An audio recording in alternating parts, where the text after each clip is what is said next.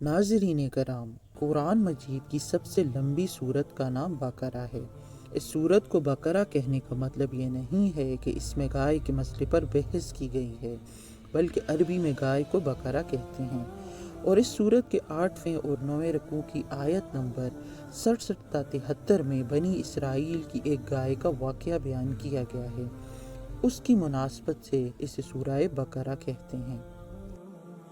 اب اس سورت کی خاص بات یہ ہے کہ اس سورت کا بیشتر حصہ ہجرت مدینہ کے بعد مدنی زندگی کے بالکل ابتدائی دور میں نازل ہوا ہے،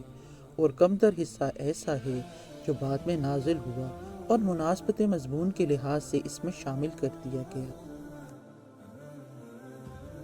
حتیٰ کہ سود کی ممانعت کے سلسلہ میں جو آیات نازل ہوئی تھی وہ بھی اس میں شامل ہیں، حالانکہ وہ نبی کریم صلی اللہ علیہ وآلہ وسلم کے زندگی کے بالکل آخری زمانہ میں اتری تھیں۔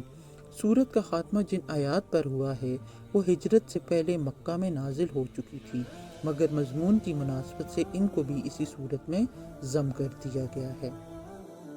اس سورت میں 40 رکوع اور 286 آیتیں ہیں۔ اس سورت کی اہمیت کا اندازہ اس حدیث شریف سے لگایا جا سکتا ہے۔ سیدنا معقل بن یسار رضی اللہ عنہ فرماتے ہیں کہ رسول اللہ صلی اللہ علیہ وآلہ وسلم نے فرمایا، سورہ بقرہ قرآن کا کوہان ہے، اور اس کی بلندی کا یہ عالم ہے کہ اس کی ایک ایک آیت کے ساتھ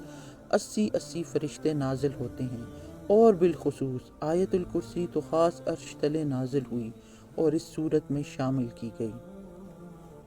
ایک اور حدیث میں اس کے فضائل کے بارے میں کہا گیا۔ حضرت ابو امامہ باہلی رضی اللہ تعالی عنہ سے روایت ہے، نبی کریم صلی اللہ علیہ وآلہ وسلم نے ارشاد فرمایا، قرآن پاک کی تلاوت کیا کرو، کیونکہ وہ قیامت کے دن اپنی تلاوت کرنے والوں کی شفاعت کرے گا، اور 2 روشن صورتیں یعنی سورہ بقرہ اور سورہ آل عمران پڑھا کرو،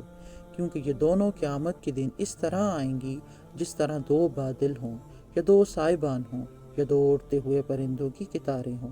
اور یہ دونوں صورتیں اپنے پڑھنے والوں کی شفاعت کریں گی۔ سورہ بقرہ پڑھا کرو، کیونکہ اس کو پڑھتے رہنے میں برکت ہے، اور نہ پڑھنے میں ثواب سے زیادہ محروم رہ جانے پر حسرت ہے، اور جادوگر اس کا مقابلہ کرنے کی طاقت نہیں رکھتے۔